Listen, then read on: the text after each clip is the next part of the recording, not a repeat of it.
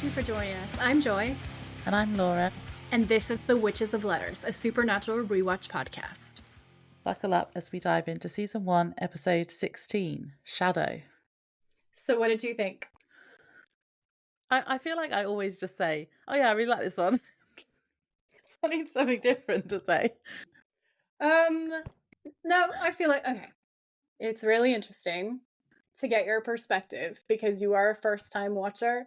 And I'm trying to remember what I thought of this episode, like the very first time that I ever saw it. And I think that it rocked my world because we really start getting into demon horror in a solid way for the first time in this episode. And Meg is so scary. Okay? Yeah. She's so scary. And the way that she literally just does not die and is tied up with ancient demons that she can summon at will, and she talks to her blood bowl daddy, whoever he is, right? Like, it's so fucking creepy. And it's the fact that you have all three Winchesters in the same room at the same time, and she kicks their asses. I did enjoy that. She kicks their asses so hard that they have to split up and run away. So, like, that's a fucking big hitter. We're drawing towards the season finale, but we're not quite there yet. So you know that whatever the big bad is going to give you, like, goosebumps. You know what I'm saying? I'm getting the impression that the big bad at the end is going to be demon related. Maybe it's the one that Meg keeps talking to. I'm trying to, because I've been like, oh, have I got predictions for what I think is going to happen? And I'm trying to work out at the moment whether I think the demon that Meg is talking to, that's like her, I don't know, do demons have bosses? Like her blood bowl daddy. Yeah. I'm trying to work out if that is the demon that killed Mary or if it's just a demon who controls all the other demons. But I'm guessing it's got something to do with that. But yeah, that's as far as my predictions go so far. Yeah, this is what I'm saying, though. Like, you can tell that everything's building to a head and something huge is going to happen at the finale. And I feel like there's such a good parallel between the first episode and this episode. Because, like, they're all together again. Demonic stuff is going down. And the horror in this episode is on, like, a 10 out of 10. I will say that killing at the beginning, like, their efforts, okay? Their efforts with the first one is a little bit shadow puppet theater. And I was a little bit like, I feel like we need to step up our game. But the other scenes really make up for it. There's just that one, like, squeaky kind of moment at the beginning where I feel like special effects really let them down. Like, well, I've got a funny thing about that, actually. So I'd written down about those the first time you see them. At least the smoky shadows are better than the pixelated dust from Phantom Traveler. I was thinking the same thing. It's like, there's similar shades of, like, terrible, right? But not as bad as Demon Dust, okay? Just still not as bad. Yeah, no, these ones are so much better. Yeah, no. It doesn't look like it came from a video game. It just looks like it's not on a level with their other special effects, which are really good. I just... It was weird. It was odd. I just remember thinking, like, what happened during that scene? Like, was someone sick? Did something catch fire? Did they lose a prop that they were supposed to have? Like, what actually, were people drunk? Like, was there a hard night out? I don't know, but something went down, clearly. Because the other scenes are genuinely scary. You're, like, on the edge of your seat, really going, shit, fuck. What? I was shocked. I was shook. I'm shook again. Okay, because I come out once more, hashtag Team Sam. I'm shooketh by Sam. Okay? Sam is so hot in this episode. Like, for the I'm Sam always people, Team Sam. Wow. Just, like, I get it. I feel like this is the first time in my life I've done enough therapy, like I said last episode. And don't get me wrong, Dean is still hot. But Sam in this episode, with the fucking moment with the flare, which I'm not going to say anything about because I have so much to say when we get there, and I don't want to repeat myself. But, like, that's the fucking hottest thing I have ever seen, and that is my thirst trap. I'm gonna give it away right at the beginning, like that. There's no But then there's another moment, though, that's coming up. Again, I'm not going to go into details, guys, because when we get there, I'm going to regale you. But, like, the moment where he, like, when he's escaping his bonds, okay? And they have there's that little fight scene there. That's also entirely awesome, and I can't get over it. Like, these two scenes are living I think that rent-free was in my my bit. head. Yeah. Yeah. That's such a good line. I feel like we're gonna be fighting over it when we get to that scene, like, because it's such a good line. It's amazing. Well, I'm always Team Sam, and Dean really annoyed me this episode, so we'll get into I that as remember well. you saying that to me. So we were messaging each other about this episode, and Laura's messages to me were like, "I cannot stand Dean right now. He is so annoying." She's like, I "He's was like, doing I this, don't know he's if I'm doing just that." tired. I said Yeah. he might not annoy me tomorrow. Maybe it's just because I'm tired, but I don't like Dean today. Not a Dean day. He didn't annoy me. I thought he was really funny in this episode, but I feel like this is definitely a Sam episode. And I will say, from my theory last time, you guys, this was a Kripke episode. So Sam, once again, center stage, and Kripke wrote it, and we know that Sam is really Kripke and Kripke is Sam. So that's another point on my conspiracy board about that. But yeah, this is a fucking epic episode. I love it. Mm-hmm. I've watched it quite a few times, but I haven't watched it as many as some of the other ones because I feel like it scares me more. Like, I've seen Bloody Mary a lot more than I've seen this episode, but damn, this episode is so good. It's such a solid episode. Yeah, I just really like all of the episodes so far. I mean, there's been the odd one, but yeah, I love it. Phantom Traveler. I like that. Yeah. Bugs. Yeah. I like that Meg is back, though. Yeah. Yeah, I thought it was cool that she was back and see her character again and to, like, see her, the evil side, like, they realised who she is. Yeah. Also, I like that John was back because, you know. Can we talk that about was also how one of my... handsome Jeffery Dean Morgan is in this episode? He is so hot. I was looking at him in that shot. There's one scene where he's lit absolutely flawlessly. Lighting deserves an Oscar just for this moment. And you look at his face, and then Sam and Dean are in the shot with him. And I haven't looked up to see if this is true, but I remember reading on IMDb that Jensen Ackles is actually only 6 years younger than Jeffery Dean Morgan. So there's not actually a huge age gap, but it's weird because they feel like they're really believable. And I think it's like, if you look at Jeffery Dean Morgan, who is a god among men, and his bone structure, he actually looks like if you took Jensen Ackles' face and you took Padalecki's face and you fuse them together into this insanely handsome creature, you get Jeffery Dean Morgan, right? And so he actually does look. It's amazing casting. He looks like their dad. And the thing is, I remember watching the first episode and going, I'm not feeling it. I'm not feeling it. I don't know why. It's the beard. It's the beard for me.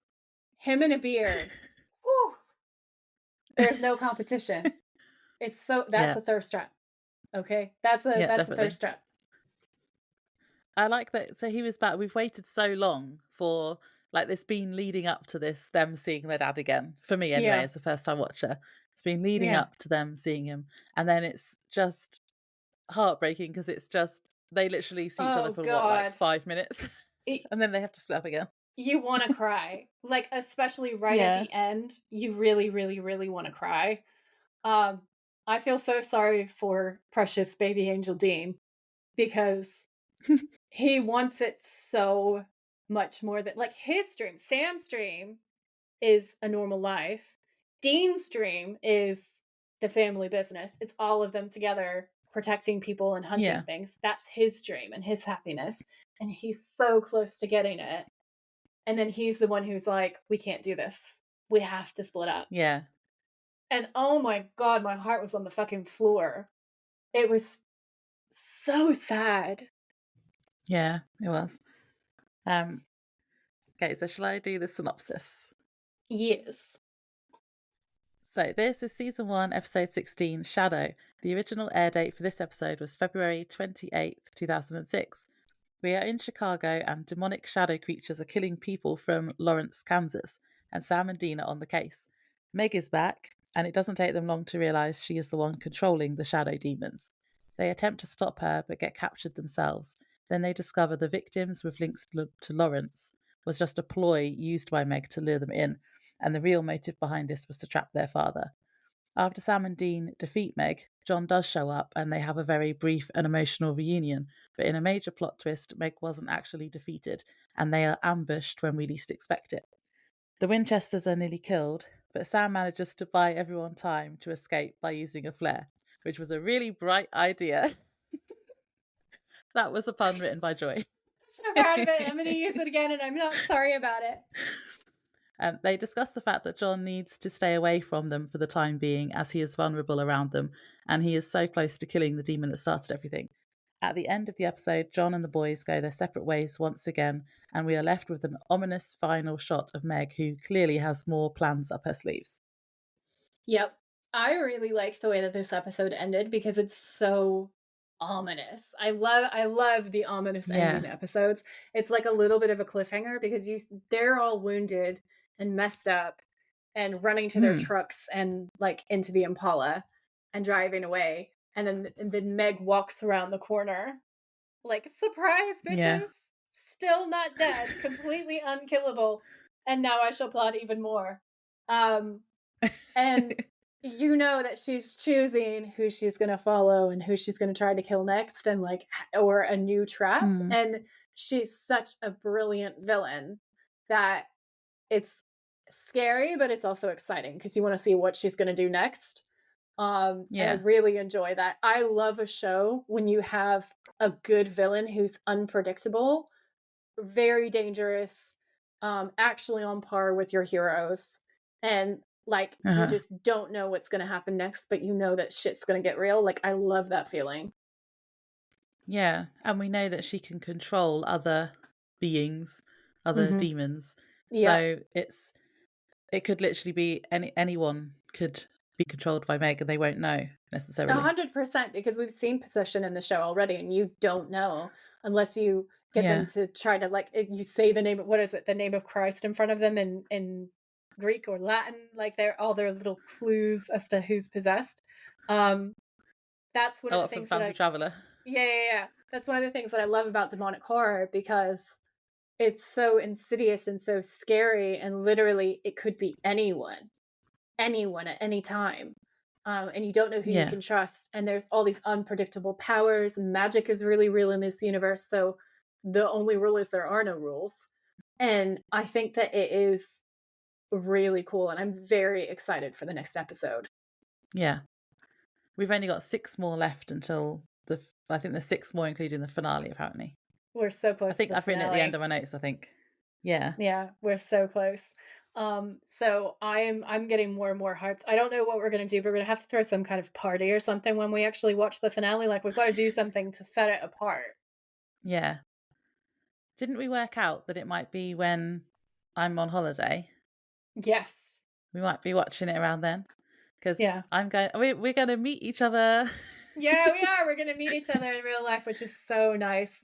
And we're going to hang out, and I'm going to take Laura to all of my favorite, most magical places. And it's going to be great. And she's not going to want to go home, but we're going to have to let her go home so she can take care of her cat. But I think it's around then. So it was like, we could maybe even watch one together, like in person. That's what Nick said. Have to see Nick said we have to. So he was like, we should do like a pizza night or something. So you come over, we do a pizza night, and we watch it all in person together and just have the time of our lives. Yeah, it was either that or record an episode, but I think watching an episode might be better because I don't know how we do our recording. Plus, I don't think it's going to work. I'll get to see you in real time reacting to it because you've never seen them and you're a first time watcher, so I get to have all of the joy of watching your face be like, oh my god, what just happened? You're gonna just keep looking at me at certain bits and I'm gonna be like, what's gonna be happening, what's happening, something's gonna happen because you're looking at me. Honestly, I feel like we'll be in the same place, right? We'll be watching the finale will end on a cliffhanger, as they tend to do, and it'll just be Laura shaking me being like, no, we have to watch the next episode, and I'll be like, we haven't recorded this one yet. She'll be like, no, we have to do it. I'll be fighting for my life. It'll be good times. So the opening scene, so we're in Chicago, there's some blues music playing, and a young girl is walking down an empty street at night, and she has her headphones in. So you know that I was shouting at the TV at this point. Because I wrote that down. I was like, Laura, Laura is gonna be mad, and I was on the same page because I used to work at her exact job. Okay, I worked in bars in a dangerous part of the city, and I used to have to walk home. And I understand the struggle of like you need to listen to loud, energetic music so that you can have the energy to walk home at 3 or 4 a.m. I get that, Yeah. but girl, ma'am, you It's don't have it dangerous. on both headphones to where you don't know about your surroundings. Like this was fucking wild to me. I write down girl with headphones in walking down a dangerous street because this is Chicago that we're talking about, okay? Yeah. Chicago, not a safe place at night. She runs into a strange man and she doesn't even care about it. And I was just like, that's not real.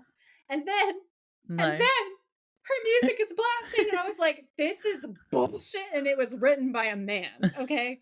Or it's written by someone who's led a very sheltered life. Because this is not real. That's a red flag for me. Yeah. So she's listening to music and it starts skipping, which we know from other episodes. They use this quite a lot where the music skips or the radio turns off or whatever. So we know something's going to happen. And then there's a breeze and there's a really creepy voice on this breeze that's calling her name and it's going, Meredith, because she's called Meredith. Yep. And at this point she's like, hello? And I was like, I would not have answered that creepy voice. I would have run away. Amazing. Although in fairness, she does actually then start running away a few seconds after that. Okay, here's the thing for me. Yeah. She wasn't afraid of a fully grown man. She's not caring about her surroundings. She's blaring her music, okay? But suddenly the wind, and she's like, oh no, I have to get to safety. And I was just like, said no bartender ever. Okay, she's afraid of the wrong things, okay? And I wrote down, because there was a suddenly spooky wind, and there's whispering, and then from nowhere in this shot, suddenly there's about 1 million newspapers blowing around for dramatic effect, guys. Yeah. Okay, they've got the fog machines out once more, our friends, the fog machines. They've got trucks of it, because from every single grate, there is steam just rolling through, okay, so that they can tell us that it's spooky. We need to know it's spooky. Well, is it also... Go ahead. Was it their way of saying that it was Chicago as well? Because isn't the Windy City? I might be stupid. Yeah, I was going to say, is it the Windy City? Yeah, the Windy City. No, I think there's definitely like a tongue-in-cheek reference. And I think maybe they went to this extreme to like be a little bit tongue-in-cheek with it. But I was crying laughing when I was actually writing my notes. So the first time around, I was like, ooh, spooky. And then when I was actually analyzing it and writing my notes, I was like, excuse me, how many newspapers did y'all rip apart for this scene? It is wild. If you guys haven't seen it in a minute and you don't know what I'm talking about, you really need to rewatch this episode just to see how many fucking newspapers they add to this scene. It's hilarious. Bit excessive.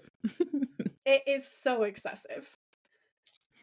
So she starts running away, doesn't she? And all the shadows are on the walls. So are these the shadows that you were talking about as being a bit cheesy, or is it the ones in her apartment later?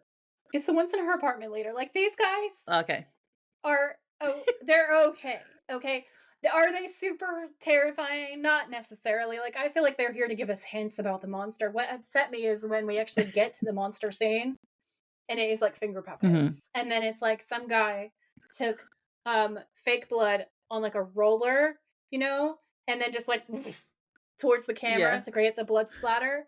Like, it's not even, they didn't even give us good blood splatter. And I'm so upset. Like, it's like, have you guys seen Halloween rolls around and they do those fake witch hands where it's like longer fingernails and slightly creepy looking? It looks like an extra has one of those on, okay? And is shadow puppeting, ooh, scary, I'm so scary, and like a cloak or something, that's it. Okay? All we're seeing is shadows, you guys, for context. And then there's just one sad little smatter, literally like someone flicked a paintbrush at a wall of blood. And that's supposed to be her being torn to pieces. I just can't. I can't. It's not good gore. They have raised us right. They have taught us to expect really great gore. And it was a little bit of a letdown. And again, I think people were drunk. I think something caught fire. Like somebody lost, there was too much tequila consumed, something happened. Because that's not up to par. Especially because at the end, the bit with where all three of them are being attacked, that's really gory, like actually gory. It's actually gory and actually really scary and really well done. And the thing is like, I think that you can make shadows absolutely terrifying. And I don't think you necessarily like have to use a whole bunch of CGI or anything. Like, I think if you do it right and you film it correctly, it can be terrifying. Yeah. That first scene though, like that first death scene, I just feel like it didn't do her justice. There was nowhere near enough blood, nowhere near enough gore. And it was very much like I could get all of the props that they used at Walmart. So once again, I want to know the story.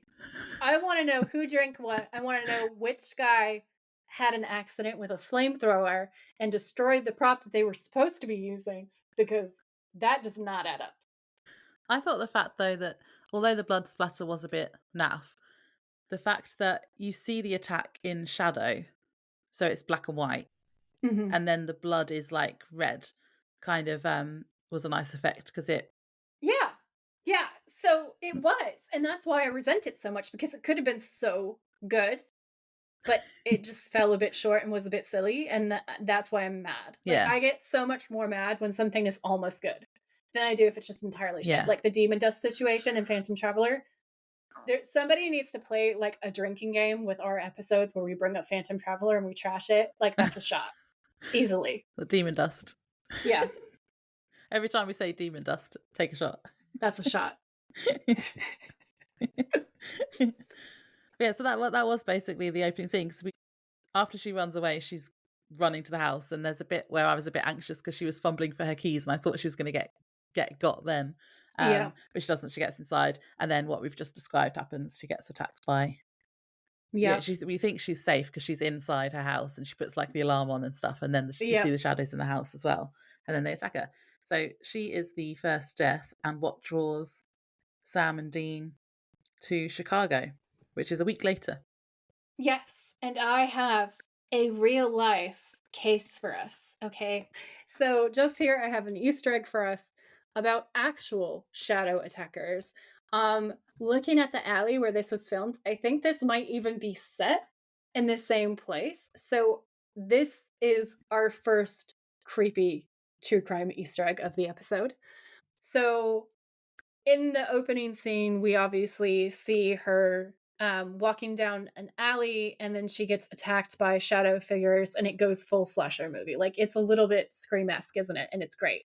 So in the real world, there's a movie theater in around this area where they're filming, and basically it was the site of a blood-curdling crime in 1972 when its manager, Gloria Kirkpatrick, was stabbed multiple times by an unseen assailant. She unfortunately did not survive, and the only suspect was never put on trial as he died. The article doesn't clarify why or how the suspect died, or if the real assailant was ever determined, because it never went to trial, right? We have no idea if this guy that they accused of doing this was actually the guy, because no one saw it happen. So it's like, I think it's in Scream 2, where there's the movie theater killings. This is the real version of that. No one sees it. No one knows who did it. But someone is brutally attacked in the shadows, and we have no idea what actually happened. So the alley behind the theater, known now as Couch Place, has paranormal activity as well, with reports of faint cries, apparitions, and feelings of being grabbed or pushed by invisible entities. Today, the locals nickname the creepy spot Death Alley. Oh, lovely. So you can definitely see how these reports could have inspired shadow attackers that are invisible forces slashing and shoving the Winchesters. Yeah. So when there's the opening scene, you hear the whispering. It feels like she might be getting kind of shoved around. Things around her are getting shoved around. And then she goes into her apartment and she is attacked by an unseen force, which is obviously like stabbing, and it's pulling her apart, we know later. So it really mirrors these real things. And we know that the show and the show writers like taking things that are folklore based and turning them into something a lot Yeah. scarier because they'll use real elements of things. So they'll use like unsolved crimes as anchors, I feel like, to as a like a spinning off point for folklore. And I do think that it makes it scarier. Yeah. So that's really cool that it could have been based on those, like the ghostly happenings in that. Mm-hmm. Obviously, not the murder wasn't cool, but No. the ghostly happenings in that alley is what it could be based on. Yeah, it feels like it Yeah. was really heavily inspired by it. Because there are so many parallels between the stories of what happens in that alley and then what happens to her in the opening scenes. So I have Yeah. the links to everything are in my show notes. If you guys want to book yourselves a haunted tour in Chicago, or if you live in Chicago, like some of my friends do who do paranormal investigations, obviously you should go into my show notes, go there, do your investigation, and then send it to us so that we can find out Yeah. what it's all about, and tell everyone. Yeah. Investigate the alley. That would be cool. Mm-hmm. So Sam and Dean arrive in Chicago, and Sam's reading about the attack on Meredith in the newspaper. And they're dressed in uniforms for an alarm company. And I thought it was really cute that they had their little names embroidered on them. It was so cute. I was living. So, like, the moment before that is the scene that we were talking about. And I wrote down, this is absolute sci-fi channel, like, trash. These are, like, shadow puppets. Some guys flinging red paint at the wall. I'm 0 stars. And then my next note is more uniforms. Okay, I'm happy again. I've made a note about how Dean says that the costumes are stupid, though. He doesn't like them. And says he feels like a high school drama dork. And this made me laugh and made me wonder that if this described both of them when they were at high school, as in like Jared and Jensen, do you reckon they were high school drama dorks? I feel like I can confirm this because I feel like I've watched enough footage of different cons that like I know that they both did some school plays from memory. I'm like pretty sure that I'm correct on that.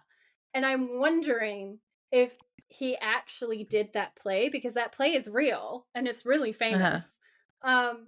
And I'm dying to know if Jared actually did that school play and they just kind of slid it into the script because it is really cute. Like, I love the banter. So he says, you know, I've got to say, Dad and me did just fine without all these stupid costumes. I feel like a high school drama dork. And then he kind of smiles. So, you know, it's banter. And he says, what was that play that you did? What was it? Our Town? Yeah, you were good. It was cute. And I died. I was like, this is the best. And then Sam says, look, you want to pull this off or not? And Dean says, I'm just saying these outfits cost hard-earned money, okay?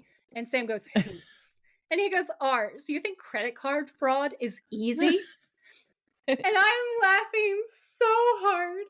And then I love that line. I thought it was great. Yeah, it was funny. It's so funny. And this landlady has wit too, okay? Because she's got jokes. Lady is funny. she's got jokes. I like how they dressed up as the alarm company to go to the apartment in the first place. That was like quite a clever way to get in. But also, would she have just let anyone in? Well, I will give them that this is a very convincing con. Because like their story is really convincing because they're like, we're from the alarm company. Obviously, it didn't do its job. So we've come to investigate what went wrong, if something's happened. Yeah. And that does feel real. Like, I feel like those companies would do things like that because they want to be able to say that their alarms are actually going to keep you safe. And if it gets out that you were the security system and you failed and people died, people aren't going to want to buy your alarm stuff anymore. So, no. And I suppose it was... she did say something about it not being I don't think it was an active crime scene anymore, was it? The police had like gone. No, it had been a few days, I think. So yeah, like it had been at least a few days. Because I know on the screen it says a week later after her death, so we know it's been at least a week before they turn up. Mm-hmm. Do you want to say her quote? So they go into the living room and they see spots of blood all over the carpet. And she says, you guys said you were from the alarm company? And Dean says, that's right. And she says, well, no offense, but your alarm's about as useful as boobs on a man. And they exchange this look. And I was just like, oh, this is, ooh, she burned you. And Dean goes, well, that's why we're here, to see what went wrong and to stop it from happening again. And he says, now, ma'am, you found the body? And she says, yeah. And he says, right after it happened? And then this part, what? She says, no. A few days later, Meredith's work called and she hadn't shown up. I knocked on the door. That's when I noticed the smell. And I went, oh. And Dean says, were there any open windows or any sign of a break-in? And she says, no, the windows were locked. The front door was bolted. The chain was on the door. We had to cut it just to get in.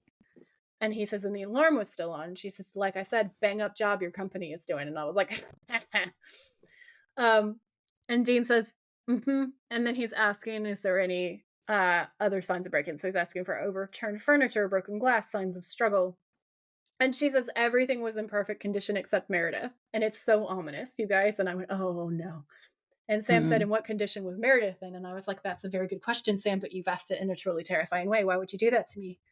And the landlady says, and I quote, Meredith was all over in pieces. The guy who killed her must have been some kind of a whack job. But I tell you, if I didn't know any better, I'd have said a wild animal did it. And I went, ugh. Because what you know, when you put that together, she found her in pieces in that apartment 2 days later.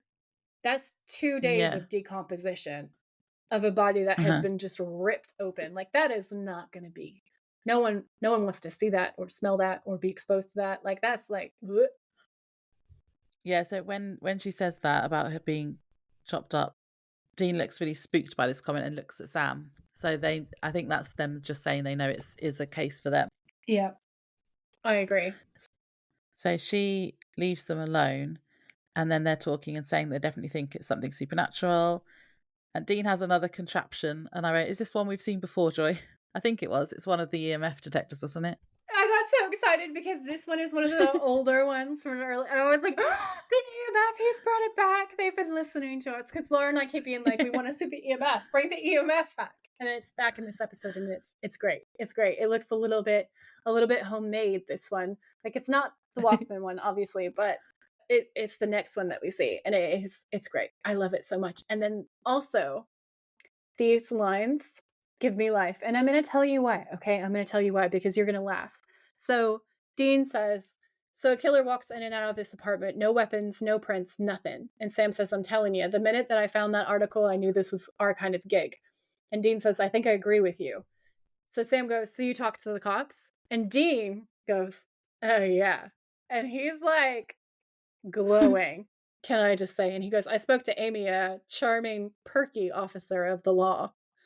And Sam says, yeah, what did you find out? And Dean goes, well, she's a Sagittarius. She loves tequila. I mean, wow. Oh, and she's got this little tattoo. And Sam goes, Dean. And he's like, what? So I had to pause there because I am a Sagittarius. I love tequila and I have a tattoo. So I'm listening to him describe Amy and being like, I am Amy. Thank you for giving me the credit that I deserve. I did think that as well when I was watching. I was like, this describes Joy. Yeah, I was just like, tick, tick, tick. Okay. So I was living my best life, and so Dean then says, "What? Yeah, nothing we don't already know, except for one thing that they're keeping out of the papers." And Sam goes, And Dean says Meredith's heart was missing, and they go, her heart.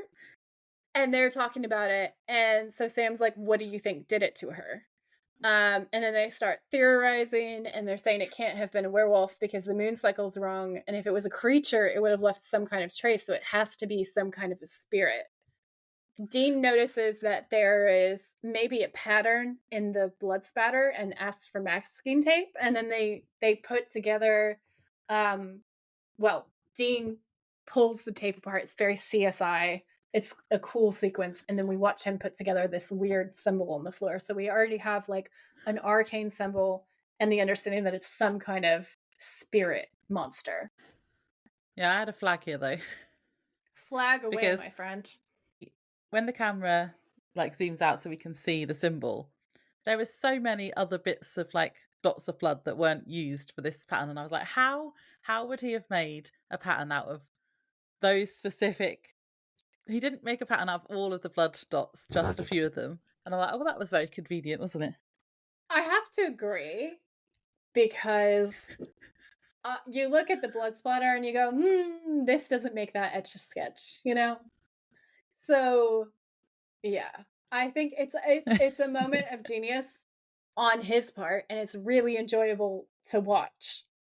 But, like, I have to agree with that call. Like, it's not like you see blood splatter and you go, "That will make a pentagram." You look at it and Yeah. you just go, "That's a mess." And then he makes this, like, hurricane-looking whirly symbol out of it, and you go, okay." Yeah, because technically you could have made any symbol out of that. You could No, have I hear you. just drawn anything. I hear you. I hear Um, you. but anyway, this symbol is very important to the plot, so we'll allow it. It is. And neither of them have ever seen it before. Yeah. Okay, so they then go to the bar where Meredith worked, and Dean is talking to the bartender to get information, and I've written, and her number. These lines give me life. Because Yeah. Dean goes to sit down across from Sam, and Sam goes, "Did you get anything besides her number?" And Dean goes, "Dude, I'm a professional. I'm offended that you would think that." And then Sam gives him this knowing look, and he goes, "Ugh, all right, yeah."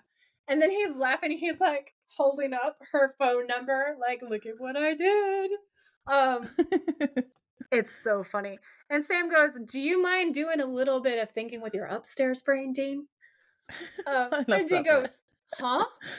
And then and I cracked up because, like, Sam is so on the money. And he goes, "Look, there's nothing to find out. I mean, Meredith worked here. She waited tables. Everyone here was her friend. Everybody said she was normal. She didn't do or say anything weird before she died. So what about that symbol? Did you find anything?" And Sam goes, "Nope, nothing. It wasn't in Dad's journal or in any of the usual books. I'll just have to dig a little deeper there, I guess." Yeah. And then they discuss the fact that there was another victim before Meredith. Yeah. And then I'm going to just read how I wrote it in my notes because it's funny. I wrote, Sam's spidey senses start tingling and he walks off mid-conversation and finds Meg sitting in the bar. Yeah, no, that's a really, because it's just like from nowhere, he suddenly is like, "Wait a second," and then he Yeah. beelines. And I thought it was really interesting because I don't know if you noticed this, but the color grade, right? The colors, what they're doing. So on the boys' side of the bar, it's blues and grays and kind of like gritty dark browns. I also really was a fan of the way that they're filming Sam because he looks hot. Okay. The camera's slightly lower than he is, and you're just getting a lot of chest, a lot of human shield, a lot of I protect people with my very large body. And I was just like, that's sexy. So then we turn around when he sees Meg, and Meg is actually illuminated by this like red devilish light. Like there's halos, there's spatters of red light on her side of the bar. So if you actually pay attention to the scene, she has like a little evil red halo, which I thought was a really fun piece of foreshadowing. That is cool. Yeah, and it's only on her side, and then the people around her are also lit up with a little bit of red like light splash, and it looks cool as fuck. I did not notice that. It's so well done. And I was like, I love this. This is such a nice piece of like foreshadowing. Yeah. Yeah. Okay, so they have a bit of a chat about what she's been doing, whatever. And then Dean comes over and they're just completely ignoring him. That's great. And then and then he has to do that, like those fake coughs, like notice me, or he's like and then Meg is really hostile towards him and she's like, cover your mouth because there is fake coughing, which I thought was funny. It was so funny. He clears his throat. He walks over and Sam says, "So you're from Chicago?" And she says, "No, Massachusetts, Andover." "Gosh, Sam, what are the odds that we'd run into each other?" "Yeah, I never thought I'd see you again." "Well, I'm glad you were wrong." Dean clears his throat again louder this time because he clears his throat and then he does it again because he gets ignored, and Dean is like he's not able to withstand a blonde woman ignoring him. He can't handle it at all. So he goes, you know, and she goes, "Dude, cover your mouth." And she knows what he's trying to do, and she's not having any of it. And Damon or not, that was like a boss bitch move, and I thought it was hilarious, and I laughed out loud. But I also wanted to point out her little name drop of where she's from is so cool because Andover in Massachusetts is like the same county, the same area as Salem. So there's an implication that she could be linked to the Salem witch trials, like that she dates back to that, which I thought was like such a fucking cool piece of history and also builds her up so much more as a villain. So I have an Easter egg in here. I'm just going to read it to you. Okay, so this article says, Andover did not escape one of the darkest periods of colonial history, the witchcraft trials and executions of the early 1690s. In 1692, in Salem Village, Joseph Ballard asked for help from his wife for several girls in the village who were said to have the power to detect and cure disease. After seeing Mrs. Ballard, the girls claimed that several people in Andover had bewitched her. Following a frenzy of false accusations that swept Salem Village, Andover and surrounding communities, more than 40 Andover citizens, mostly women, were eventually accused of being in league with Satan. About a quarter of them were condemned to death, as many as 3 were executed, and many of them were imprisoned for months. That is cool. So it links, she could link to that. It's just good and freaky information, because we know from this episode that she has demonic powers, that she has demonic links, that she's like in league with evil. We know that she's into human sacrifice because that's how she likes to call home. And she's clearly a skilled practitioner because we see her altar and we see her ability to control the devas. They talk about how that's Zoroastrian and how that dates back to millennia old. So she has to be really powerful and really skilled as a practitioner.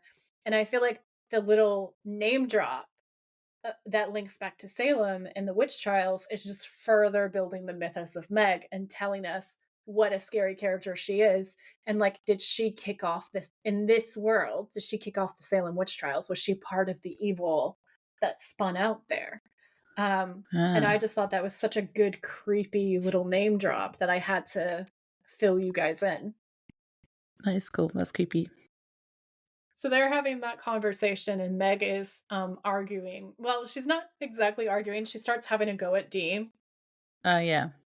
So basically, Meg starts laying it, and she goes, "This is Dean," and Sam goes, "Yeah," and Dean goes, "So you've heard of me?" And he says it in this like smug, women find me irresistible way. And Meg says, "Oh yeah, I've heard of you. Nice, the way you treat your brother like luggage." And Dean goes, "Sorry?" And he is so confused at this point because this is not where he thought this conversation was going to go. And she says, "No. Why don't you let him do what he wants to do? Stop dragging him all over God's green earth." And Sam goes, "Meg, it's all right." And Dean is like, and then he goes, "Well, this is awkward. I'm going to go get a drink now." And he gives Sam this look. And then he walks over to the bar to get a drink to get away from all of this wildness. And Meg goes, "Oh, I'm sorry. It's just the way you told me he treats you. If it were me, I'd kill him." And we're like, well, that's fun. Because she's definitely planning on killing both of them. So this is a little bit of a double entendre. And he says, "It's all right. He means well." And she says, "Well, we should hook up while you're in town." And she's giving him the flirty, flirty eyes, y'all. And he says, "Yeah." And then she says, "I'll show you a hell of a time." And I was like, you couldn't resist. You couldn't resist a little wordplay there. And he says, "You know what? That sounds great. Why don't you give me your number?" And she gives him the number. And Sam says, "You know what? I never got your last name." And she says, "Masters." And he says, "Masters?" And then she goes, "So you better call." And she's flirting again. It's very I will be your master. And so she says, "I hope to see you around, Sam." And then they're walking out, and Dean goes, "Who the hell was she?" And again, a little bit of wordplay, you guys. We're a big fan of the double entendres in this episode. It is giving me life. I was laughing so hard. And he says, "I don't really know. I only met her once. Meeting up with her again? I don't know, man. It's weird." And so then Dean goes off on the whole luggage comment, like his feelings are hurt.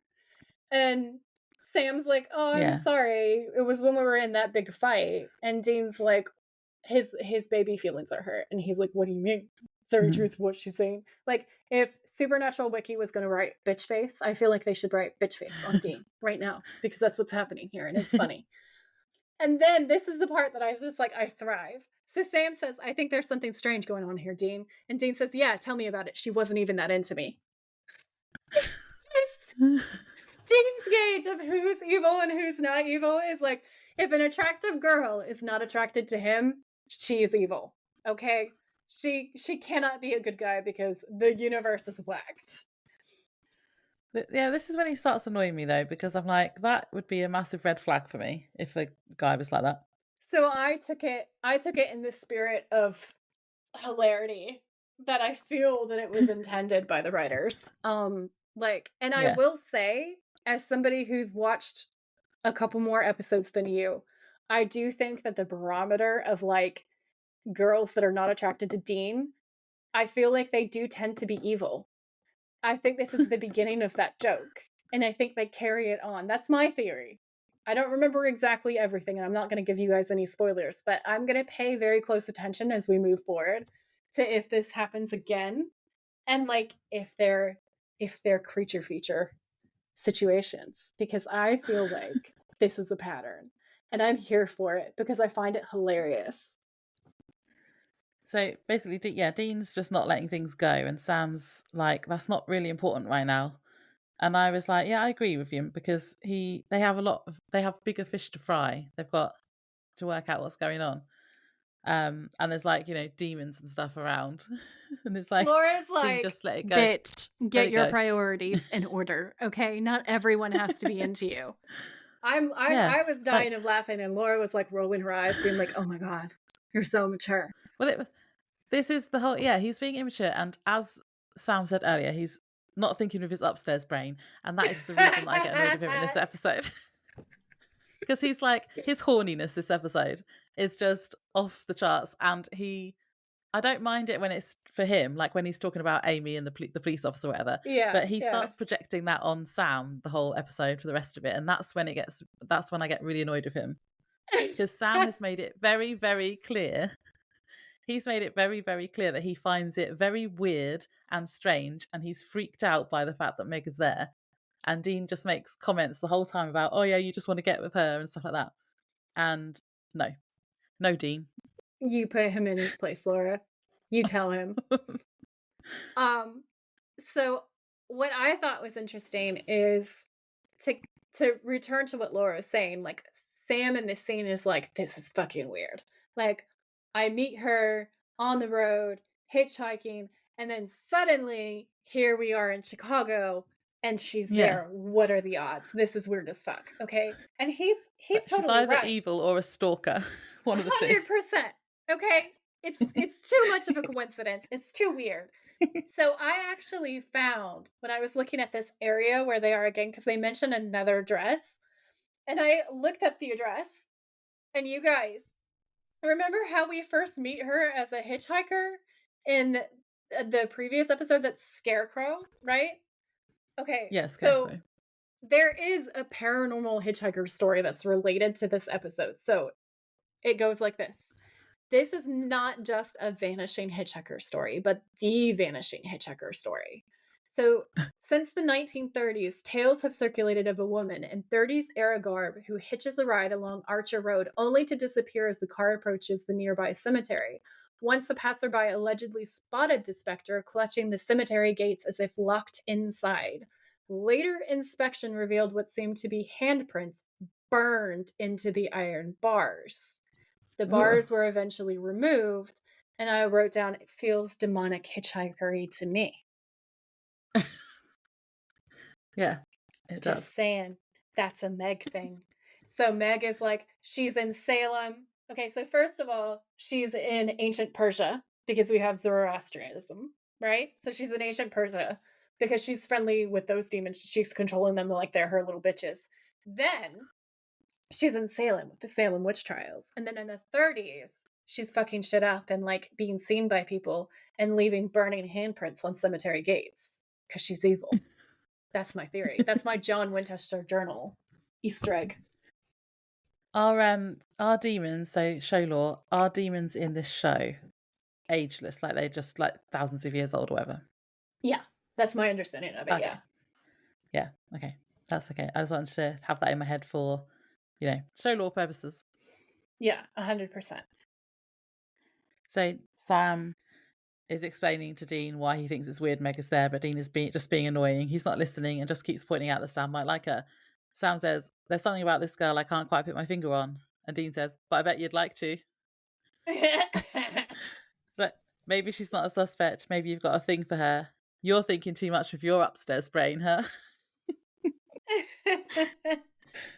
And I was just like, Dean is horny in this episode and he's annoying me. I just cracked up, honestly. Like, I thought it was so fucking funny. So they have this back and forth, and Sam's like, I just want to see what's what, better safe than sorry, which, like, Sam, you are right, okay? Don't let Dean deter you, because you're right, you're on the money. And Dean says, all right, you little pervert. And Sam goes, dude. And Dean goes, I'm going. Then he crosses the street. And we fade to the motel room, and Dean is on the computer and he's researching Meg and he's researching the symbol. He picks up his phone to update Sam about what he's found. And Sam answers the phone while he's staking out Meg's apartment. And Dean says, let me guess, you're lurking outside that poor girl's apartment, aren't you? And Sam goes, no. And then we wait for a minute and he goes, yes. And I laugh so hard. Okay. And then Dean goes, well, you've got a funny way of showing your affection. And I thought that was even funnier because when you think about it, like, remember in Hookman, when he stalks outside of, like, Lori's house as well, and we had that, like, joke where it's just, like, Sam just lurking outside of her window. Not normal. So this is the second time. So I feel like this banter is actually funnier. So Sam goes, did you find anything on her or what? And Dean says that she checks out. And then he says, now look, why don't you go on, knock on her door, invite her to a poetry reading or whatever it is you do. Sam is ignoring Dean hardcore and being like, what about the symbol though? Sam is like, can we please fucking focus on the job at hand, please? Yeah, exactly. Yeah. And Dean says, yeah, that I did have some luck with. And he says, it turns out it's Zoroastrian, very, very old school, like 2,000 years old before Christ. It's a sigil for a deva. And Sam says, what's a deva? And Dean says it translates to demon of darkness. Zoroastrian demons and their savage, animalistic, nasty attitudes, kind of like demonic pit bulls. And Sam goes, how'd you figure that out? And Dean goes, give me some credit, man. You don't have the corner on paper chasing around here. And Sam goes, oh yeah, name the last book that you read. And Dean kind of hesitates. And then he goes, no, I called Dad's friend Caleb. He told me, all right? And I laughed so hard. And then Dean goes, anyway, here's the thing. These devas, they have to be summoned, conjured. And Sam goes, so someone's controlling it? And Dean says, yeah, that's what I'm saying. And from what I gather, it's pretty risky business too. These suckers tend to bite the hand that feeds them and the arms and the torsos. And Sam says, what do they look like? And Dean says, well, nobody knows, but nobody's seen them for a couple of millennia. I mean, summoning a demon that ancient, someone really knows their stuff. I think we've got a major player in town. Now, why don't you go give that girl a private stripogram? Sam goes, bite me. And Dean goes, no, bite her. Don't leave teeth marks, though. And then Sam hangs up. Sam. Dean's on the other side of that's done. Because Sam's just like, oh my God, shut up, bro. And he's just... Yeah. I would have hung up on him too. Oh, it was so funny. I lived. I know it annoyed you, and that's fair, but I was cracking up the whole time. It annoyed me. I would have hung up on him. I had written down. Dean makes another comment about Sam getting it on with Meg, and I was over it. And I wrote, let it go, Dean. There are literal demons around. You just said so yourself. So even if Sam did like Meg, it's not really the right time or at the top of his to-do list right now, is it? Take a cold shower and shut up. Oh my God, I love it. That was amazing. So I have some shadow demon lore for us since we've brought up shadow demons. So I found an article about it, and it says a number of religions, legends, and belief systems describe supernatural entities such as shades of the underworld, and various shadowy creatures have long been a staple of folklore and ghost stories, such as the Islamic jinn and the Choctaw Nalusachito. The Coast to Coast AM late-night radio talk show helped popularize modern beliefs in shadow people. The first time the topic of shadow people was discussed at length on the show was April 12th, 2001, when host Art Bell interviewed a man purporting to be, this very sarcastic air quotes, a Native American elder named Thunder Strikes.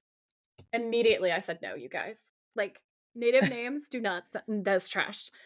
So I said, this is a pretending name. And it turns out that I was right. You guys need to Google him because it's fucking wild. It's insane. Like, it's a rabbit hole that will take you for a day, okay? So his real name was Harley Reagan, and he went by Harley Swift. I think it was Swift Deer or something. He was born in 1941 and passed away in 2013.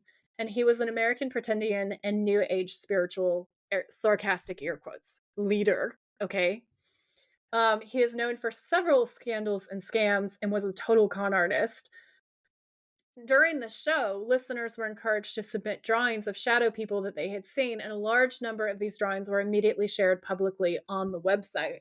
But that's where we get the idea of shadow creature. So basically, this dude who's pretending to be a Native American guy, as recently as 2013, who set up his own little cult situation, goes on a radio show and acts like he has this ancient wisdom and knowledge because he's indigenous, which is trash. He's not. And then the whole fascination and all of these paranormal investigations and all the rest of it apparently stems from this. And he's just making shit up. So this is a really interesting example of how folklore is spun out and spread. I find it personally hilarious that it stems from what is essentially a con artist looking for attention, like attention-seeking behavior. So was the con artist trying to make it out like it is a Native American thing, and he's just bringing everyone's awareness to it? Like, what was?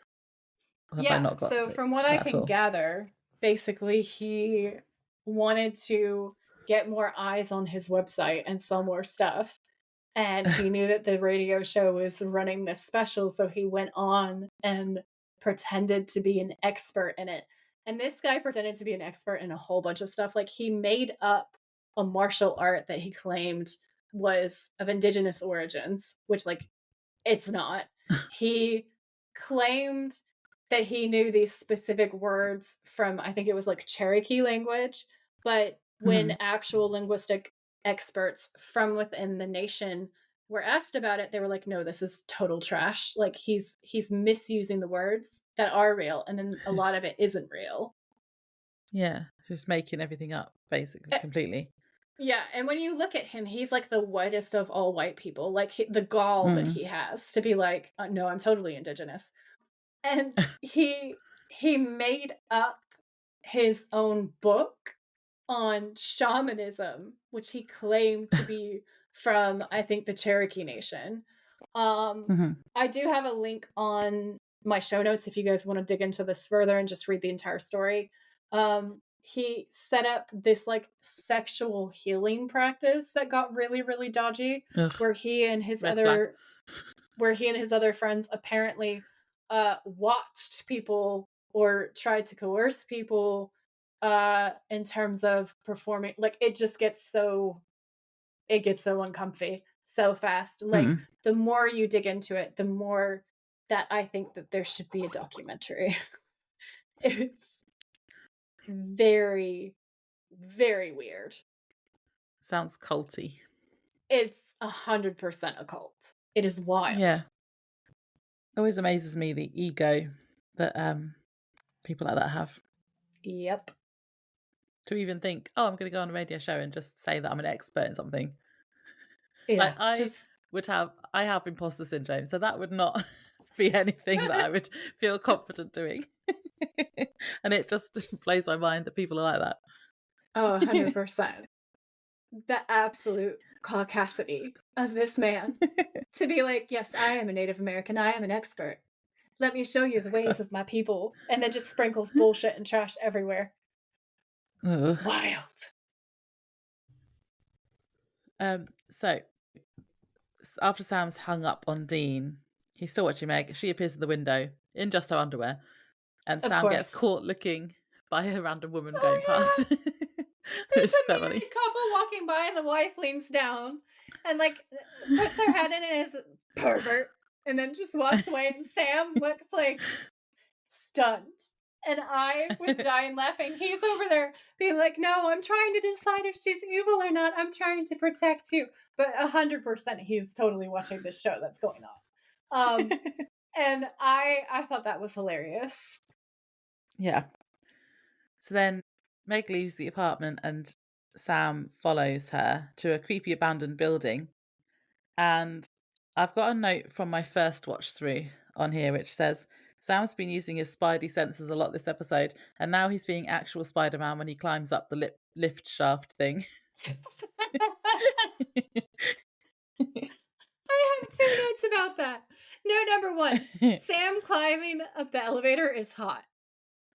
I was like, "This is hot. This is sexy." He's a large athletic man doing athletic Spider-Man-y things. I will take Laura's note on that. He is basically being Spider-Man, and it's sexy. But then after that, I find it so funny because, like, there's a part where he's, like, pulled himself up and he's, uh holding on to the bars of the elevator shaft, and I Yeah. actually drew a little picture for myself so I remember what it looked like, and I wrote, "He looks like a toddler peeking up around the staircase past his bedtime," because you just see his head and his fist, Yeah. and instead of it being this dramatic spying on you moment, it just becomes really funny. That was funny. I did think Oh, that bit man. looked strange as well. Yeah. It was so I don't know, I laughed out loud. It was great. It was great. And then while he's watching, Meg goes over to her altar, picks up her silver screaming bowl, filled with blood, and does her normal incantation to speak to whoever she's talking to. And Mhm. she says, "I don't think you should come because the brothers, they're in town. I didn't know that." "Yes, sir. Yes, I'll be here waiting for you." And Sam, meanwhile, is like, "What the actual fuck?" Because Yeah. he suspected there was some weird shit, but this is weird shit. Okay? He's like, "What in the what? Oh my days," right?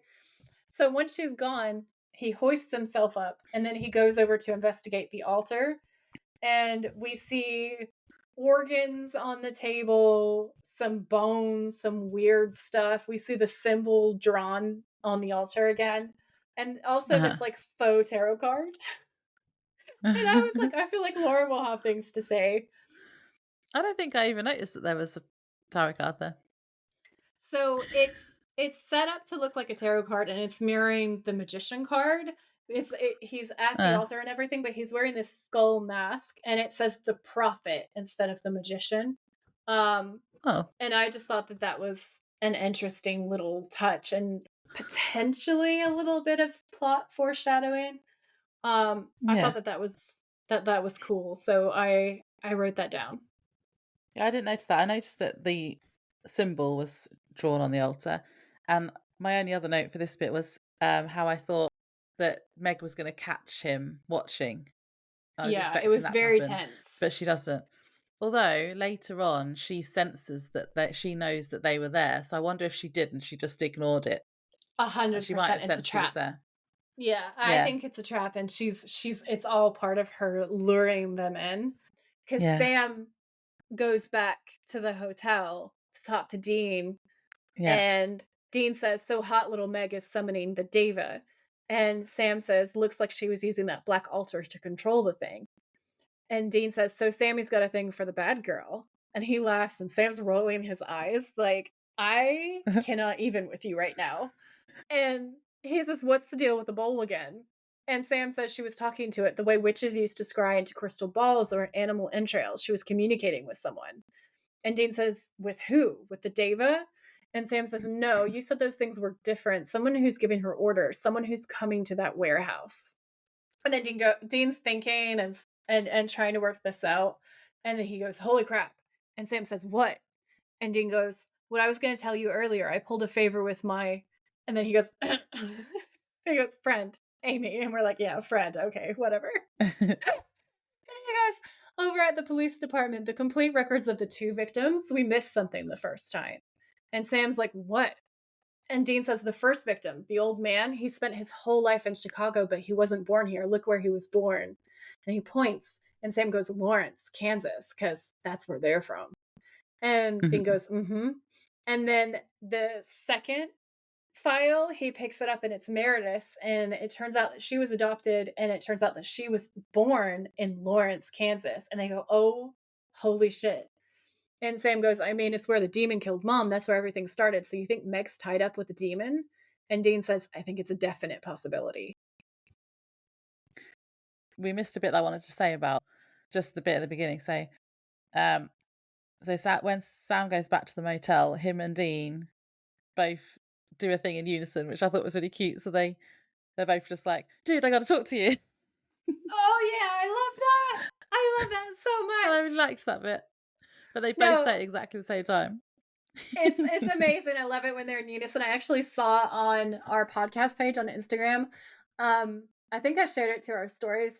There's an account that did an edit of all the times that they do things in unison throughout the show. And it is everything. It gives me life. So good. So yeah, Dean says that they should find out by interrogating Meg. So he wants to question her. Sam says they can't tip her off as they need to see who's going to show up and meet her. And then Dean thinks that they shouldn't do it alone. And then in the next scene, we see him calling John. Yeah. So Dean says, we think we've got a serious lead on the thing that killed Mom. So this warehouse, it's 1435 West Erie. Dad, if you get this, get to Chicago as soon as you can. And then he hangs up. And I was like, Kripke, you've given me an address. So naturally, I'm going to look it up. Turns out it is a real place. It was built in 1835. And it's adjacent to what he's talking about. But the actual building is a house. It is worth up to $3 million. And what I think is really interesting is it's right at the epicenter of several historic sites that are haunted to fuck. So if you go on Google Maps and you look at this property and then you look at what is around it, like all of your haunted tours of Chicago are right around it. I bet that if you really wanted to, you could probably make a pentagram map out of it just for fun. I bet you could make one of these symbols from the show out of it. You probably could. Yeah. They're made up Zoroastrian symbol, which I did research it, and it's totally invented by the show as far as I can tell. So 1435 West Erie is real and it's spooky. And you guys should add that to your John Winchester road trip. We add it to our road trip. We will. So we think that Kripke chose that because it's like right in the middle of all these other haunted things that are going on. 100%. 100%. He loves putting in Easter eggs about creepy spots, haunted places, paranormal activity. So like from the very beginning of this episode where we find out that the alley that she's in is legitimately haunted and 600 people died there. That's super spooky. And then you also have the scary murder no one's ever caught, no one's ever seen, like that element of the unsolved that goes into all of the true crime bits that seem to make it into the episodes. So yeah, I thought that was spooky and kind of fascinating. Yeah, that is fun. Okay, so Sam comes in with weapons from the car and he says he's got everything because he isn't sure what to expect. And I love it so much. Both of them say that they're not nervous. And I've written down, while looking the most nervous I've ever seen them. Yeah. Like, they're literally like, Dad, Daddy, Father. It's great. I thought that scene was really good because also they're usually so unflappable, but they're obviously scared. Like Sam literally brings in a bag that's like basically the size of his body. He's more or less emptied out the Impala from everything. Like he says he's brought in exorcism ritual equipment from like half a dozen different cultures. He's got holy water. He's got literally everything in the bag. And then this leads into them talking about what is gonna happen next. Yeah. So they're talking about what happens if they find the demon that killed their mum and kill it. And because Scam's like, well, it'll all be over then. So he's going to go back to school and be a normal person again and stop hunting. Whereas Dean says it's never going to be over and he wants to keep hunting and he wants them to all be a family again. So he's upset with Sam for like what he wants to do. Yeah. I feel for both of them in this scene. Yeah. Because like they love each other and they both want the best for each other. And Dean's desire doesn't come from a selfish place. Mhm. But what they both want, like their core drives are just different. They're just conflicting and it's so heartbreaking because all Sam wants to do is get some sleep and go back to school and live a normal life and breathe. Um and we know that that's what fuels him from his point of view and makes him feel Yeah. safe and happy. So it's totally understandable that that's what he wants to do. Like he wants to avenge his mom. He wants to avenge Jess. And then he wants to reclaim his life. And then Dean, Yeah. who loves Sam, who's been like a mother and a father to Sam, who has raised Sam, wants his family, but like he wants, like he's hungry for family because whenever they are together, that's the closest thing that he gets to what he had before when he had a mom and a dad and a little brother and he wasn't the pseudo parent, right? Like what Dean wants is to be in the presence of his parent and to be in the presence of like a healthy, good family dynamic because in his mind, once this is done, he gets his dad back.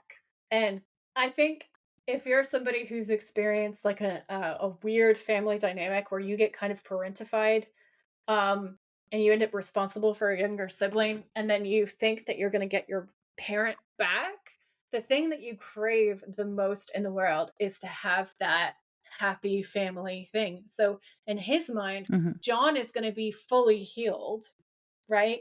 Mom's going to be avenged. Jess is going to be avenged. So that means that Sam could be happy and his dad could be happy. And all Dean wants is he wants Sam to be happy. He wants his dad to be happy. And then he wants to be with them. And we know that Dean lives for protecting people and saving people because his drive is like, he doesn't want this to happen to another family. So when his family is together and happy, his dream is like that they then stop these things from doing it to anybody else.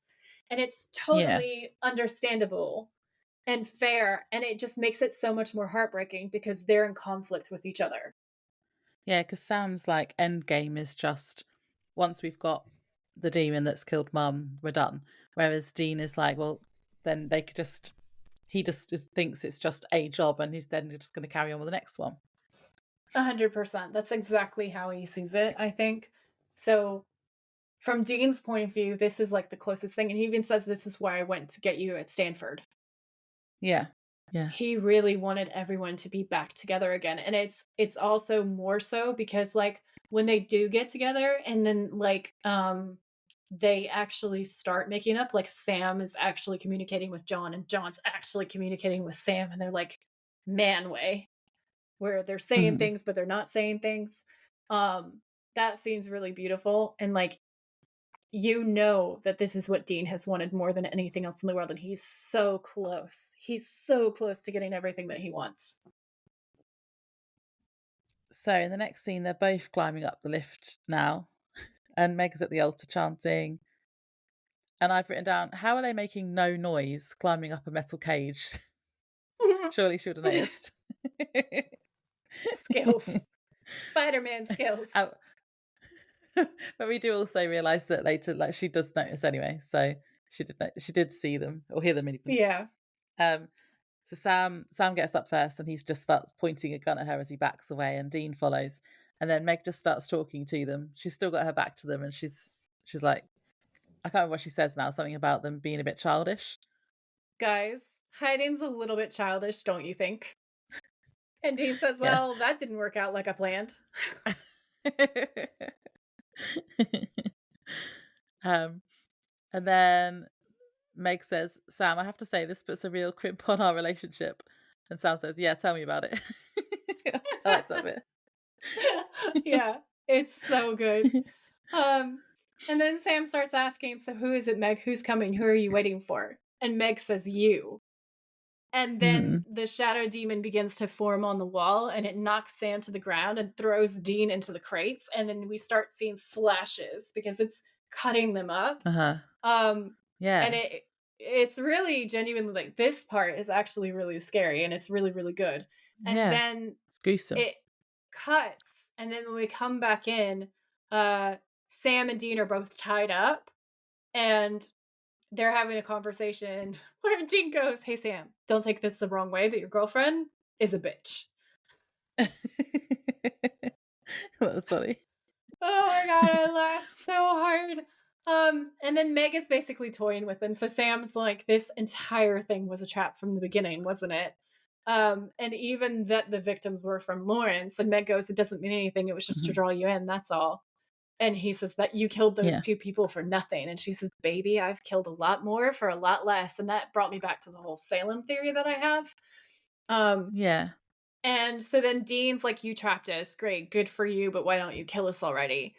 And she says, "You're not very quick on the uptake, are we?" And I, because everyone is always making out like Dean is the dumb but pretty one. He's like the himbo. Everybody's like, "You're not the Yeah. sharpest tool in the shed, are you?" So she says, "This trap isn't for you." And Dean looks so confused. And Sam goes, "Oh, fuck, son," because we see the penny drop for him immediately. And he goes, "Dad, it's a trap for Dad." And Dean goes, "Oh, sweetheart, you're dumber than you look. Because even if Dad was in town, which he's not, he wouldn't walk into something like this. He's too good." And she goes, "He's pretty good. I'll give you that.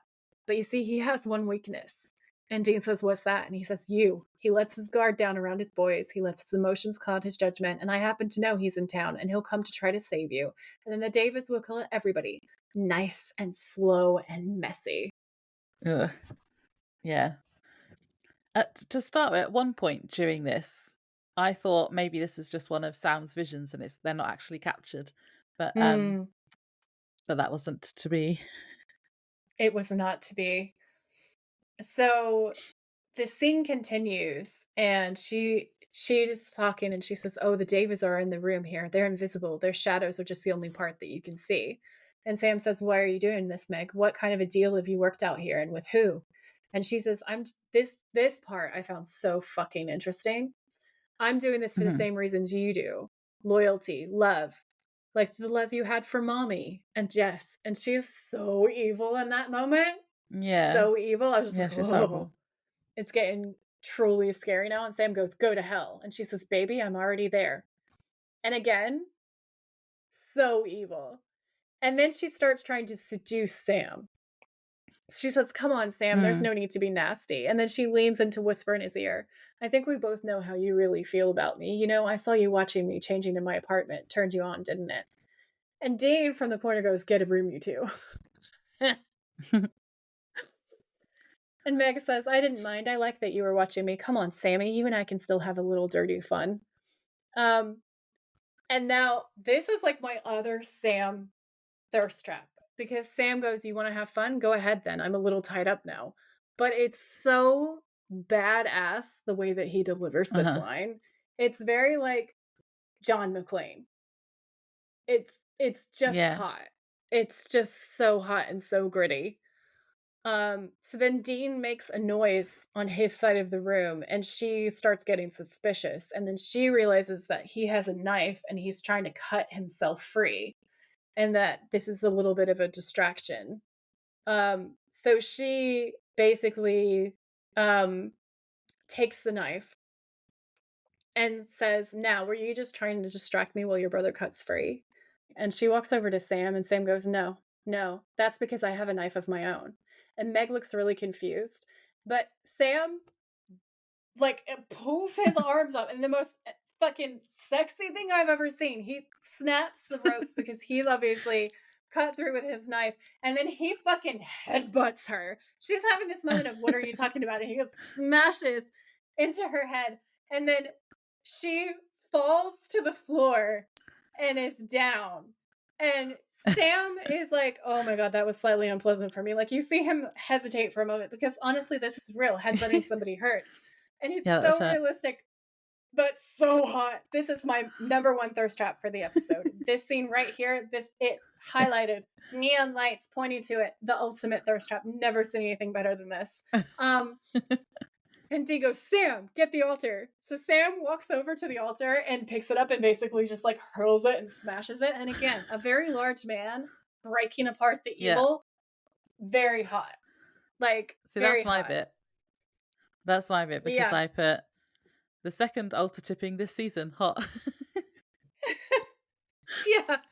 Because I was going to say, like, the other thirst trap that was Sam that really got you before was when he was smashing stuff up before to save people. So I was like, Laura is 100% going to love the whole destroying the altar scene, and I was right.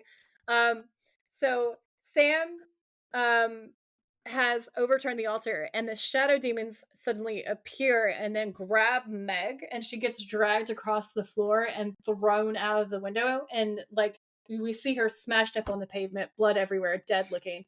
And I write down, this is like the scene in Ghost. Like, if you guys have seen Ghost, there's a part at the end where the villain gets his and gets taken by all of these demons. And it's just kind of really reminiscent of that. And I was like, this is good and fucking scary. Like, this scene was actually scaring me.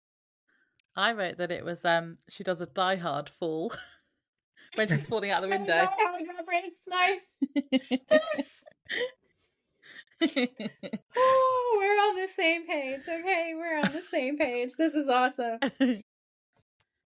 So they're kind of staring at Meg out of the window. And Dean says, next time you want to get laid, find a girl that's not so buckets of crazy, huh? Yeah. But again, I've written, how was he trying to get laid? At no point did he say that. He was saying he was worried about her. He was freaked out about her being there. And I put, Dean is the one who's obsessed with sex this episode. And every episode, can we say? Yeah. Like, just a Dean fact. Yeah. But I don't know why it's not usually annoying me, but it's annoying me today. But it might have just been because I was in a weird mood that day when I was watching it. So they go back to their hotel room. I feel like they're in a hotel rather than a motel this time. Is that right? Yeah. And it's super dingy. Yeah. So they go back to the hotel room and their dad is there. Mm-hmm. And he's hot. Girl. They put some fucking Rembrandt lighting or something on him. Like, he's standing with his back to them, and Dean goes, hey, because he thinks somebody's broken in. Someone's breaking in, yeah. Like, it's supposed to be a jump scare for us as an audience. And then he slowly turns around, and the shadows part, and the light comes on, and it's like, because you see Jeffery Dean Morgan with the beard, okay, and the chiseled jawline, okay, and the gorgeous, gorgeous face that is Jeffery Dean Morgan standing there being like, hi, boys. And you just die and go to heaven because, I mean, the lighting is perfect. Everything is perfect. It's beautiful. Yeah. Everyone should watch it at least 6 times. Their reactions to seeing him was interesting because Dean kind of looks shocked, but then happy, and he hugs him straight away. And Sam looks shocked, but he then looks worried and upset as well. And Sam doesn't get a hug to start with. No, yeah. They warm up to each other, don't they? Yeah. John says, yeah, I got there just in time to see the girl take the swan dive. She was the bad guy, right?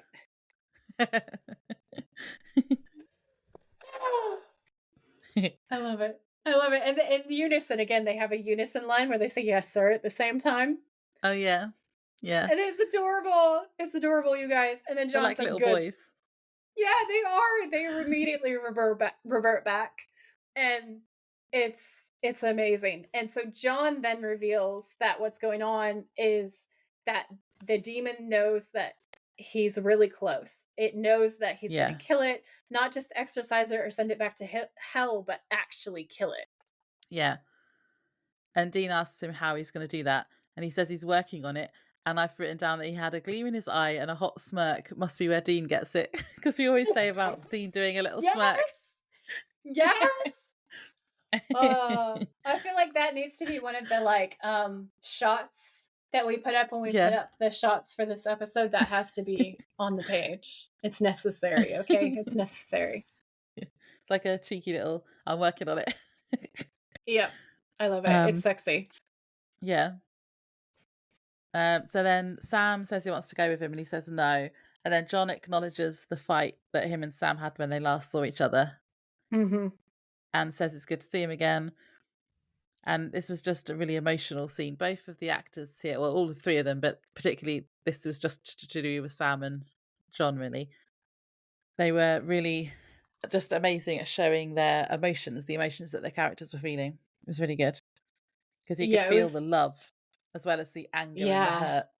Yeah, it was beautiful. It was beautifully done. There's like tears in their eyes. They're doing the manly hug.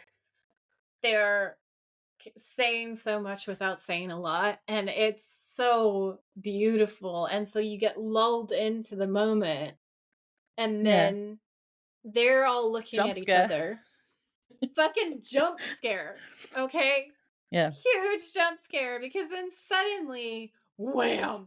John is yanked backwards at like a fucking 100 miles an hour into like the stuff in it's smashing through everything. Okay, there's cabinets, everything's kind of like falling apart, and then Sam gets pulled, and then Dean's going no, but then he's thrown to the floor as well, and then outside Meg is watching the apartment, and she looks at the building while holding the pendant around her neck, which features the Zoroastrian symbol. And you just go, oh, fuck. How is this bitch still alive? This is so scary. Yeah, she definitely looked dead. she was playing dead. She was playing dead, okay? Like a fucking possum. Just, I think, in order to fuck with everyone, which, respect as the villain, that's a boss move. And this scene is terrifying. Yeah. But hang on, let me just go back to the jump scare, because that jump scare got me both times. I watched it twice. I knew it was coming the second time, and it still got me again.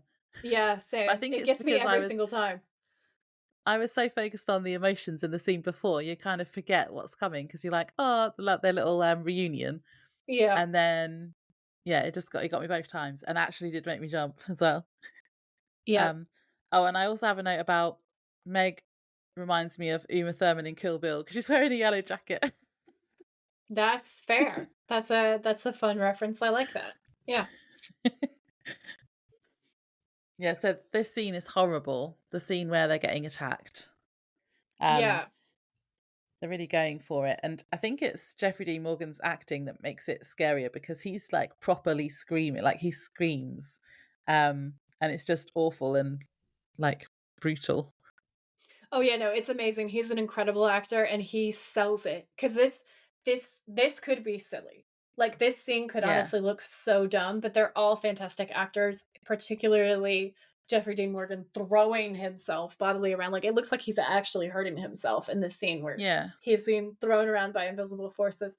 The scratches and cuts are like appearing on their face as we're watching too, and it's really realistic gore. There's they one really that are. like it almost takes Dean's eye out, and it's terrifying. Sam gets horrifically cut up, like they're all bleeding. And we realize that if nothing happens, like if somebody doesn't think of something really quickly, we're literally about to watch all the Winchesters die. And it's really real danger. Like, you are on the edge of your seat. You're grabbing your pillows. Like, you're scared for them at this point. And it's so good. And then Sam makes his way over to the bag of weapons on the floor and picks up a flare. And he says, shut your eyes. These things are shadow demons, so let's light them up. And then he lights the flare, and boom, it's like fucking napalm. I want to know what kind of flare he had, because this is like weapons grade, like napalm shit. Like, it's... Well, I'd written down, was it like a flash grenade type thing rather than a... Yeah, they say it's a flare, but I think it's a flash grenade. I don't think it's a flare. Yeah. It's they're amazing. all coughing and stuff. There's smoke as well, isn't there? Yeah. And I wrote down, Sam with the flare is hot, literally and figuratively. Thirst trap. Okay. And then I wrote down, bright idea. Oh, it's amazing. And then not only that, but he he goes around to get people moving towards the wall, and then Dean starts moving, and then he finds his dad who's really injured, and he's helping to carry him out. Yeah. And then the three of them manage to get out of the room.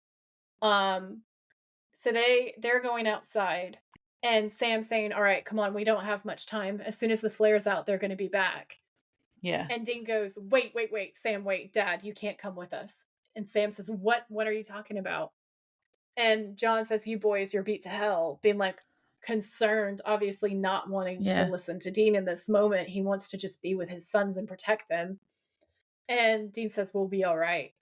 And Sam says, Dean, we should stick together. We'll go after those demons. And he goes, Sam, listen to me. We almost got Dad killed in there. Don't you understand? They're not going to stop. They're going to try again. They're going to use us to get to him. I mean, Meg was right. Mhm. Dad's vulnerable when he's with us. He's stronger without us around. And Sam goes, Dad, no. And he puts his hand on his father's shoulder, and Dean looks heart-wrenched.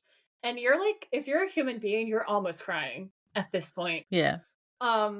And he says, after everything, after all the time we spent looking for you, please, I've got to be a part of this And they've fight. only just found him.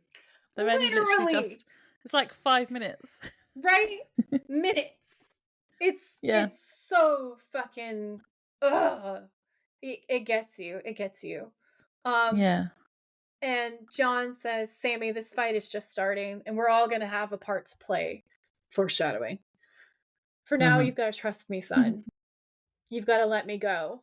And they're all like on the verge of tears. And Sam looks at his hand on his dad's shoulder and then pats his father's shoulder once and then lets go. And then John and Dean share a look, and John walks off into his truck, which is a badass truck, can I say? Yeah, I liked it too. It looks really cool. And once he's there, he looks back at them one more time and he says, be careful, boys. And then Dean says, come on. And then they get into the Impala and they watch as their dad's truck turns the corner. And that's just like, oh, because it's like little kids watching their dad leave them. And they look at each other, and then Dean starts the car. He backs into the street and he does the sexy as fuck Dean Winchester move where he like spins it around, so kind of reverse U-turn, and then powers off down around the corner. And then Meg comes from nowhere around this side that's just off the side of the shot. And then she turns and she watches the boys leave as the episode ends and we fade to black. And it was such a menacing, scary way to end the episode. Yeah, it was. And yeah, it was really sad when they were just kind of watching John leave, because they'd literally been looking for him for ages and just got him back, and then he's been taken away again. Yeah, it's truly tragic. And I wrote down that it reminds me kind of like in Christian iconography, because we know the show draws on that. There's the scenes of Christ in the garden before he is going to go to his death, and he's making the decision to like sacrifice everything that he wants. And usually he's kind of represented as like an extreme distress, and sometimes he's represented as like sweating blood, I believe. And I thought that was really Christ-like imagery on them, because they all have the blood on their foreheads. Like they all look really distressed. And the lighting is very much like Renaissance painting lighting. So it's adding to that highly romantic iconography kind of feeling to the scene, and it's just really amplifying everything. Yeah.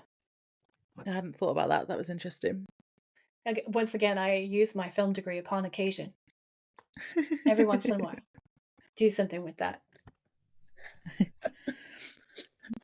So I was really wanting to watch the next episode again after this, because I feel like things are definitely ramping up now, like you were saying earlier, towards the finale. Yeah. Yeah, and it definitely feels very demon heavy, so I'm guessing it's going that way. Is there anything else you want to say, or should we do the games?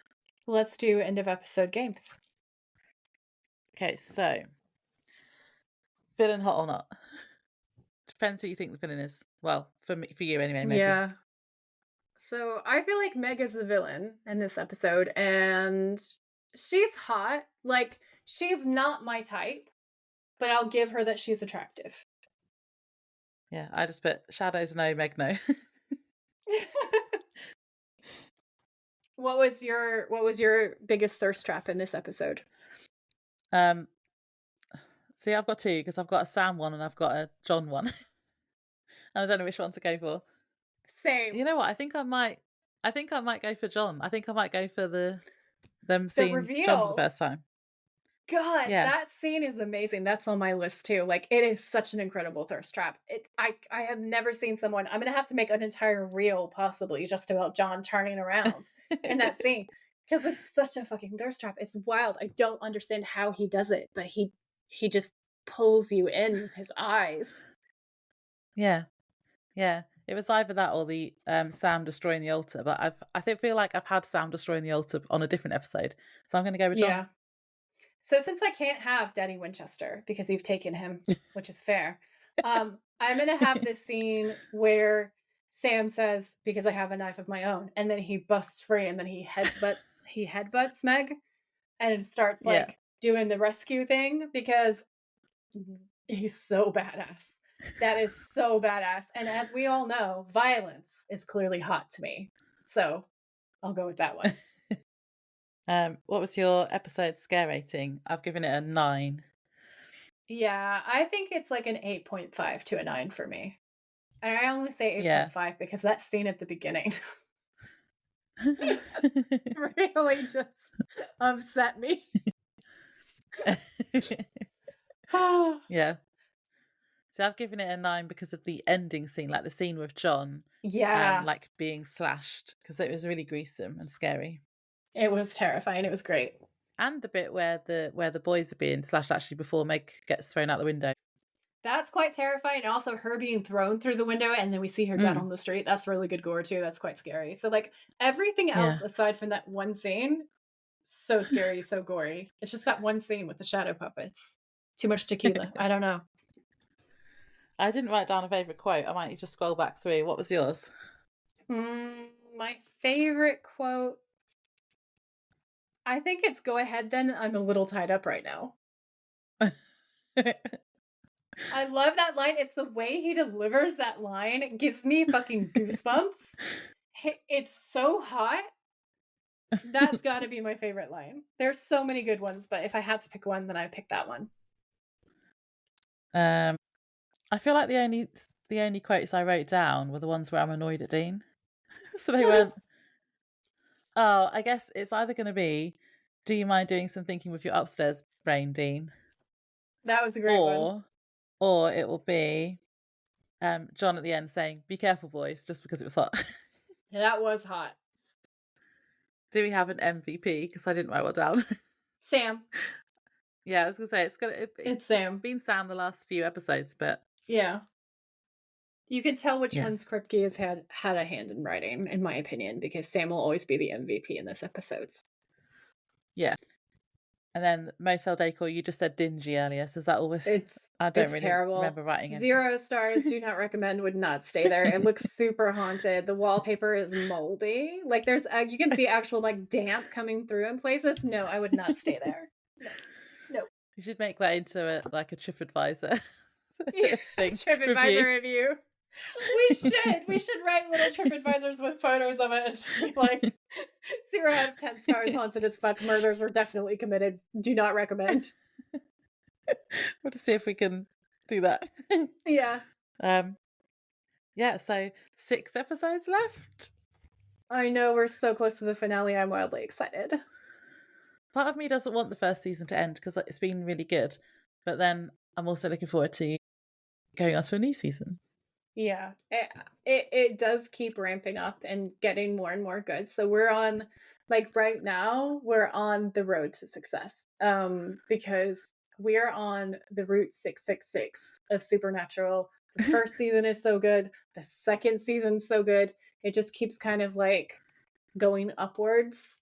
And I can't wait to get to the season finale. I can't wait to get to the first episode of season 2, and I can't wait to like start that story arc. Because you're gonna lose your mind, but in a good way, and I'm really excited for it. I know that coming up in season 2 somewhere is the clown one, so I'm not looking forward to that. I'm so excited. She's gonna die. It's gonna be hilarious. It's gonna be like the Bloody Mary episode all over again. We're all gonna thrive. And also that episode was just fucking brilliant. So I'm here for it. I am like vibrating with excitement right now. So with that to look forward to, shall we end the episode here? Yes. Thanks for tuning in. If you like this episode, please rate, review, and subscribe. We would be very grateful. And if you know someone who would enjoy it, please share. You can find us on Instagram at the Witches of Letters podcast, or you can email us at thewitchesofletters@gmail.com. Until next time, stay safe out there, have each other's backs, and always keep fighting.